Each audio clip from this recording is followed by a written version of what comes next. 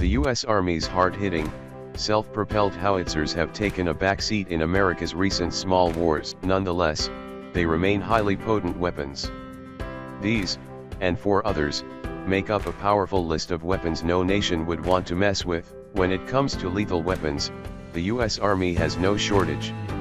Some may be too expensive, some too complex, others may be desired by politicians and defense contractors, but not the troops on the field. Nonetheless, today's U.S. Army can generate an astonishing amount of firepower, deliver it in a variety of settings from small war counterinsurgency to big war mechanized combat. Ironic it is that the best weapon of America's premier land force is an aircraft. But given the conflicts the U.S. military has recently fought and is likely to fight, air power is the most decisive factor. Equipped with a 30mm cannon, Hellfire missiles, and sophisticated sensors, the Apache combines speed, firepower, and range that allows the Army to strike enemies long before they come within firing distance of Army ground troops. It is equally useful at hunting down insurgents or decimating enemy armored columns. The Apache has fought well in conflicts from Desert Storm to the current Afghan war.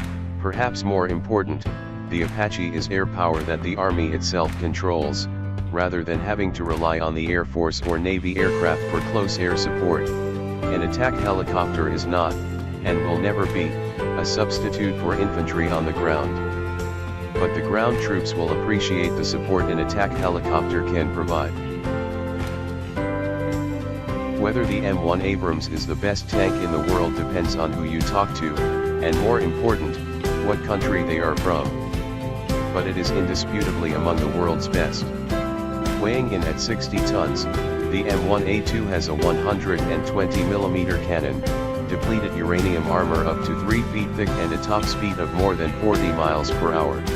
It decimated Iraq's Soviet-made armor in 1991, and quite possibly would do the same to China's advanced Type 99 tank. Very few Abrams have been destroyed in combat. Weighing in at 60 tons, the M1A2 has a 120mm cannon, depleted uranium armor up to 3 feet thick and a top speed of more than 40 miles per hour. The U.S. Army's hard-hitting, self-propelled howitzers have taken a backseat in America's recent small wars. Nonetheless, they remain highly potent weapons. The Paladin is the latest version of the venerable M109 self-propelled gun.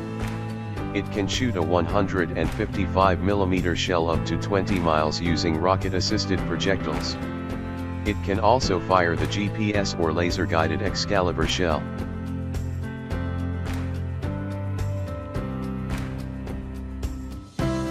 Russia, or the Soviet Union, seems to be the king of anti-tank missiles, though this probably reflects the pattern of arms sales, as well as how great a threat Western-designed armor posed to Russia and its clients. So it is easy to forget that the U.S. Army is no slouch, either, at the anti-tank missile game. The Army's tube-launched, optically tracked, wire-guided, anti-tank missile is still going strong after nearly 45 years of service. It has destroyed tanks mostly Russian in Vietnam, the Arab-Israeli wars, the Iran-Iraq war and now Syria.